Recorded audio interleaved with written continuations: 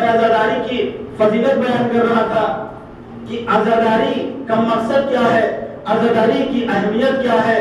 کربلا کس چیز کا نام ہے؟ کربلا سننے اور سنانے کا نام نہیں، بلکہ ہم کو سمجھنا ہے۔ جب ہم سمجھیں گے تب جا کے دوسروں کو سمجھائیں گے کربلا کیا ہے۔ اس لیے کہ نہ دنیا کی دولت سمجھا سکتی ہے کہ کربلا کیا ہے، اور جو بھی کربلا کو جس نے بھی سمجھ لیا، چاہے وہ لشکر یزید میں بیٹھا ہو، لیکن جب اس کے سامنے حسین سمجھ میں آ گئے، وہ ہزاروں یزیدیوں کو چھوڑ کر حسین کی طرف آ جاتا ہے، وہ ہزار یزیدیوں کو چھوڑ کر حسین کی طرف آ جاتا ہے۔ لیکن جس نے کربلا کو نہیں سمجھا، جس نے حسین کو نہیں سمجھا، حسین اس کے پاس جاتے ہیں اور جانے کے بعد کہتے ہیں دیکھو میں کربلا کی طرف جا رہا ہوں، کیا تم میرا ساتھ دو گے؟ کیا میرے ساتھ چلنا چاہتے ہو؟ میں تمہیں خود بلانے کے لیے آیا ہوں۔ تعجب ہے کہ سردار جنت بلانے کے لیے گیا ہے، سردار جنت کسی کو بلانے کے لیے گیا ہے۔ جب امام اس کے پاس پہنچے، دیکھیں بے معرفت لوگ کیسے ہوتے ہیں، جن کے پاس امام کی معرفت نہیں ہوتی وہ کیسے ہوتے ہیں۔ امام خود اس کے پاس گئے اور جانے کے بعد کہتے ہیں کہ میں کربلا کی طرف جا رہا ہوں، کیا تم ہمارے ساتھ چل سکتے ہو؟ اس نے کہا مولا میں تو نہیں جا سکتا، لیکن میرے پاس بہترین تلوار ہے، آپ لے لیجئے، میرے پاس بہترین گھوڑا ہے، آپ لے لیجئے، میرے پاس دولت کی انبار ہے، آپ لے لیجئے، لیکن میں نہیں جا سکتا۔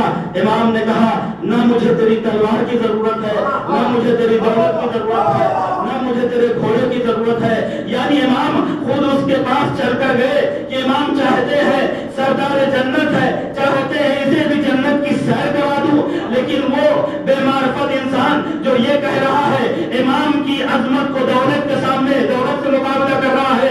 امام نے کہا مجھے دولت نہیں چاہیے، یعنی جس کے پاس خود امام چل کے جا رہے ہیں اسے اپنے پاس بلانا چاہتے ہیں، لیکن وہ آنے کے لیے تیار نہیں ہے۔ ایک وہ ہستی ہے جو کوفے میں رہتی ہے، امام خط لکھ کر بلا رہے ہیں کہ آ جاؤ، امام خط لکھ کر بلا رہے ہیں کہ آ جاؤ۔ دوسری وہ ہستی ہے جو یزیدیوں کے جھرمٹ میں 9 شبیں گزار دی، شب عاشور آنے کے بعد اس نے جنت اور جہنم کا فیصلہ کر لیا۔ امام نے بتایا اگر فکر ہونی چاہیے تو حر جیسی ہونی چاہیے، اگر معرفت ہونی چاہیے تو حر جیسی ہونی چاہیے، جو پوری شب ٹہلتا رہا کہ میں جنت میں جاؤں کہ دوزخ میں جاؤں، لیکن حر کو پتا تھا کہ جنت کس طرف ہے، دوزخ کی طرف ہے۔ منٹوں میں فیصلہ کر کے دنیا کو بتا دیا کہ دیکھو جس کے پاس امام کی معرفت ہوتی ہے وہ آخری وقت میں روشن ضرور کر دیتا ہے۔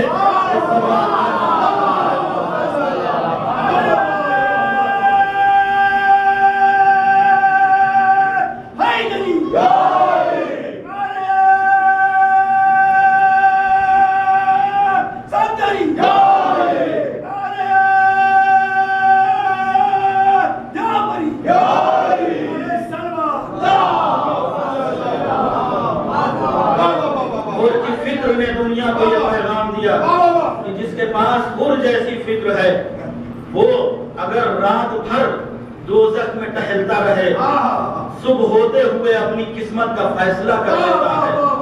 ایک یہ تاریخ ملتی ہے، میں دوسری تاریخ بھی سناتا لیکن وقت نہیں ہے۔ ایک یہ تاریخ جو کربلا میں ملتی ہے کہ پوری رات دوزخیوں کے درمیان ہو ٹہلتا رہا، لیکن صبح کا سورج نمودار ہوتے ہی اس نے فیصلہ کر لیا کہ مجھے کس طرف جانا ہے۔ لہذا ہمیں اپنی عزاداری کی حفاظت کرنا ہے، فکروں کے ذریعے سے، اپنے قول و عمل کے ذریعے سے، اس لیے کہ آج کا جو دور آ رہا ہے وہ بہت ہی پرآشوب دور ہے، بہت ہی خطرناک دور ہے، اس لیے کہ دشمن ہر طریقے کی کوشش کر رہا ہے کہ ہم عزاداری کو ختم کر دیں، اس لیے کہ سب سے بڑی قوت کا نام عزاداری ہے، سب سے بڑی طاقت کا نام عزاداری ہے۔ 3 چیزیں ہمارے قوم کے پاس ایسی ہیں اگر ان کو میری قوم سے نکال لیا جائے تو واقعی کچھ بھی نہیں بچتا ہے، کچھ بھی نہیں بچے گا۔ نہ ہم جی سکتے ہیں اس کے بغیر، نہ ہم مر سکتے ہیں اس کے بغیر، نہ ہم جی سکتے ہیں اس کے بغیر، نہ ہم کرتے ہیں اس کے بغیر. کہا وہ کون سی چیز ہے؟ کہا سب سے پہلی ولایت علی ہے. سب سے پہلی چیز کا نام ولایت علی ہے. اور دشمن یہ صدیوں سے کوشش کر رہا ہے کہ ان کے درمیان سے 3 چیزیں ایسی ہیں اگر ان کو ختم کر دیا جائے تو ان کا وجود ختم ہو جائے گا. یہ جمع ضرور ہوں گے لیکن قوت نہیں ہوگی. یہ اکٹھا ضرور ہوں گے لیکن طاقت نہیں ہوگی. یہ جمع ضرور ہوں گے لیکن سوچنے کی فکر نہیں ہوگی. یہ جمع ضرور ہوں گے لیکن ان کے پاس جذبہ نہیں ہوگا.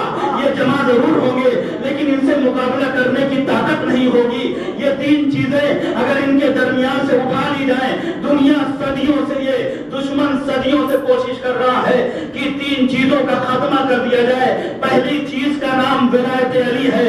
اگر ولایت علی کی شکل کو بگاڑ دیا جائے, اگر ولایت علی کو دلوں سے نکال لیا جائے تو ان کے دل خالی ہو جائیں گے. جب علی کی محبت دل سے نکل جائے گی تو شیطان کا گھر بن جائے گا. جب شیطان کا گھر بن جائے گا, نہ خدا کی محبت ہوگی نہ رسول کی محبت ہوگی. اور جب غیبی امداد ان کو نصیب نہیں ہوگی تو انہیں چھوٹے سے لشکر سے بھی ان کو مسمار کیا جا سکتا ہے. لہذا ان کی مجلسوں میں جب علی کا نام بلند ہوتا ہے تو ان میں ایک ایسا حوصلہ جاگ جاتا ہے جو ایک ہزار پہ بھاری ہو جاتا ہے. علی کا نام ان کو ایک ایسی قوت عطا کرتا ہے جو کسی اور نام میں نہیں ہے. اسی لیے بہت سے لوگوں نے چاہا کہ ولایت علی کا خاتمہ کر دیا جائے, ولایت علی کو مٹا دیا جائے. لیکن جس کا اعلان رسول اسلام غدیر کے میدان میں کر رہے ہیں, پوری رسالت کی ذمہ داری اٹھانے کے بعد, وہ اعلان جو رسول غدیر کے میدان میں کر رہے ہیں, رسول نے دنیا کو بتایا کہ دیکھو اگر یہ اعلان میں نہ کروں تو میری ساری محنت بیکار ہو جائے, میری ساری محنت بیکار ہو جائے. رسول نے دنیا کو پیغام دیا کہ اگر میں رسول سید المرسلین ہو کر, یعنی نبیوں کا سردار ہو کر اگر میں اعلان نہ کروں تو میری رسالت بیکار ہو جائے. اب جس ولایت کا اعلان رسول کی پوری رسالت کے وزن کے برابر ہو, اگر وہ رسول وہ اعلان نہ کرے تو رسالت بیکار. اب اگر دنیا کا مسلمان علی کی ولایت قبول نہ کرے تو اسلام بیکار. مسلمان تو رہے گا لیکن نام کا مسلمان رہے گا. ایک ولایت علی, دوسری چیز کہاں رہبریت ہے, مرجعیت ہے. جو ہمارے درمیان علماء پائے جاتے ہیں, جو مراجع اکرام ہیں, دنیا صدیوں سے کوشش کر رہی ہے کہ ان کو مرجعیت سے دور کر دیا جائے. جب ہم علماء سے ان کو دور کر دیں گے تو انہیں مسائل نہیں ملیں گے, انہیں نئی فکریں نہیں ملیں گی, انہیں آگے بڑھانے والی قوت نہیں ملے گی. لہذا دنیا نے کوشش کیا کہ ان کو ہم اپنی مرجعیت سے دور کر دیں. جب مراجع اکرام کی شکل کو بگاڑنا چاہا, دنیا نے کہا کہ دیکھو ان کی کوئی حیثیت نہیں ہے, ان کی کوئی طاقت نہیں ہے, تم کیوں ان کی تقلید کرتے ہو؟ تم ایک مختار انسان ہو, خود جی سکتے ہو, دوسرے کی تقلید کرنے کی کیا ضرورت ہے؟ لیکن میں ان سے بتانا چاہتا ہوں کہ پہلے مسئلے تقلید کو سمجھ لو کہ مسئلہ تقلید کسے کہتے ہیں. رہبر کوئی ایسی ویسی ذات کا نام نہیں ہے بلکہ نائب امام ہوتا ہے. اور امام کی حدیث ہے کہ جس نے امام کو مانا, اگر نائب امام کو نہ مانا تو گویا اس نے امام سے وفاداری نہیں کی. اور امام حسین نے کوفے میں جناب مسلم کو بھیج کر اس بات کو ثابت کر دیا کہ اے کوفیوں, جو مجھے خط لکھ رہے ہو, جو مجھے بلا رہے ہو, اپنی محبتوں کا اظہار کر رہے ہو, میں اپنا نائب بلا کر تمہیں تمہارے درمیان بھیج رہا ہوں. اپنی وفا کو ثابت کرو میرے نائب کے ذریعے سے, اپنی وفا کو ثابت کرو میرے نائب کے ذریعے سے. یعنی امام بتانا چاہتے ہیں جس نے بھی مسلم سے وفا کی اس نے حسین سے وفا کی, جس نے مسلم سے غداری کی اس نے حسین سے غداری کی. امام نے بتا دیا کہ دیکھو جو نائب امام کا ہوتا ہے, جس نے نائب کی بات کو مان لیا اس نے امام کی بات کو مان لیا, اور جس نے نائب کا انکار کیا اس نے امام کا انکار کیا. اب دنیا یا تو نائب کو مان کر حسینی بن جائے یا انکار کر کے یزیدی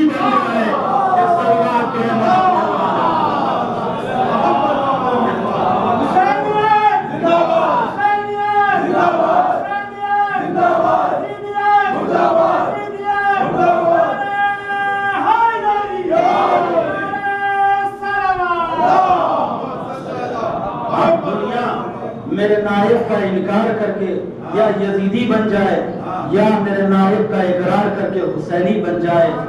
مراجع اکرام کی اہمیت کو جاننا ہے، اس لیے کہ آپ کو بھٹکانے والے بہت سے مل جائیں گے لیکن صحیح راستہ دکھانے والے بہت مشکل سے ملتے ہیں. اس لیے کہ اچھی چیز کبھی بھی انسان کو بہت آسانی سے نہیں ملتی، بہت تلاش کرنا پڑتا ہے. اسی لیے اللہ نے ہیرے کو ایسی کان میں رکھا کہ کھودتے جاؤ فوراً اوپر نہیں ملے گا، بلکہ جب زحمتیں اٹھا لو گے اس کے بعد ہیرے جیسا موتی تمہیں نصیب ہوگا. یہ مراجع اکرام ہمارے درمیان ہیرے کی حیثیت رکھتے ہیں، ہمیں ان کو کھونا نہیں ہے، ہمیں ان کی حفاظت کرنا ہے. لہذا عزاداری ایک ایسی چیز کا نام ہے جو جیسے اس میں شرکت کرتا ہے وہ کچھ نہ کچھ لے کے جاتا ہے. لہذا تاریخ نے کہا، لوگوں نے بڑھ کے آواز دی کہ عزاداری اس آب نیسا کے مانند ہے جو آسمان سے برستا ہے. وہی پانی جب کسی سانپ کے منہ میں جاتا ہے تو زہر بن جاتا ہے، جب کسی سیپ کے منہ میں جاتا ہے تو موتی بن جاتا ہے. دنیا میں بہت سے ایسے انسان ہیں جس کے منہ میں عزاداری کا پانی پہنچا، انہوں نے یزید کو رضی اللہ کہنا شروع کر دیا، چاہے ابن عربی سے لے کر ذاکر نائب تک. میں کھلے الفاظ میں کہہ رہا ہوں اس لیے کہ یزید کو رضی اللہ کہنے والا نہ اہل سنت مانتے ہیں اور نہ ہم شیعہ مانتے ہیں. جو بھی اہل سنت ہوگا، جو بھی اہل سنت میں سے صحیح سنی ہوگا، وہ یزید کو کبھی رضی اللہ نہیں کہے گا، یزید کو کبھی رضی اللہ نہیں کہے گا. اب وہ آب نیسا کا پانی جن لوگوں نے ذاکر نائب کی صورت کو دیکھا ہے ان کو پتا ہوگا کہ آب نیسا کا پانی جب سانپ کے منہ میں جاتا ہے تو اس کی سیرت بھی بدل جاتی ہے، اس کی صورت بھی سانپ جیسی ہو جاتی ہے.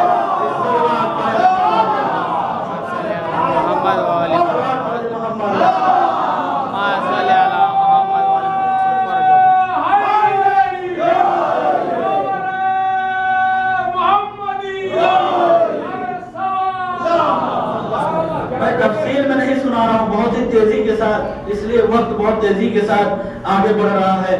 عزیزان محترم، ہمیں اپنی عزاداری کی حفاظت کرنا ہے. دو چیزیں ہو گئی جو ہماری قوم کی سب سے طاقتور چیزیں ہیں. تیسری چیز کا عزاداری ہے. تیسری چیز عزاداری کا نام ہے. یہ دشمن نے بارہا اس بات کا معائنہ کیا ہے، چیک کیا ہے کہ عزاداری اس قوت کا نام ہے کہ جو ان کو اس در سے الگ ہونے نہیں دیتی ہے. اگر یہ تھوڑا سے بھٹکتے ہیں تو ایک منبر پہ آ کے انہیں صحیح راستے کی ہدایت کر دیتا ہے. ہمارے پورے سال کی محنت برباد ہو جاتی ہے، ہمارے پورے سال کی محنت برباد ہو جاتی ہے.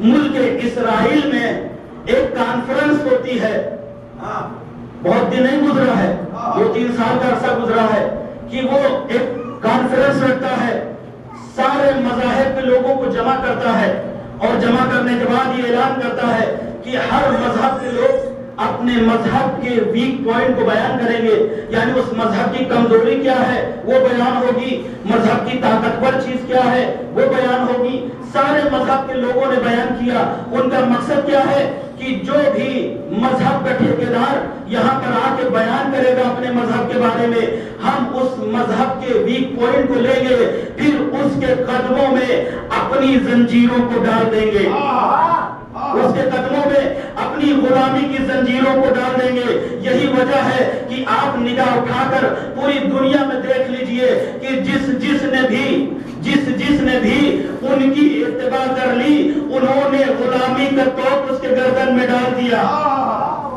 انہوں نے اپنی غلامی کا توپ اس کی گردن میں ڈال دیا. اور جس نے سینہ تان کے چہرے کو بلند کر کے آواز دیا کہ دیکھو ہم تمہاری غلامی قبول نہیں کر سکتے، نہ ہم تمہارے توپ کو پہن سکتے ہیں. یہی وجہ ہے جب سارے مذہب نے اپنی اپنی باتوں کو پیش کر دیا اور جب وہ شخص مذہب شیعہ کی طرف پہنچا، ایک مرتبہ رک جاتا ہے، رکنے کے بعد کہتا ہے کہ یہ قوم ایسی ہے، یہ مذہب ایسا ہے کہ ان کے گردن میں ہم اپنی غلامی کا توق نہیں پہنا سکتے، ان کو ہم اپنا غلام نہیں بنا سکتے. اور ایران اور حزب اللہ نے ثابت کر دیا کہ دنیا تو غلام ہو سکتی کرتی ہے، علی والے تمہارے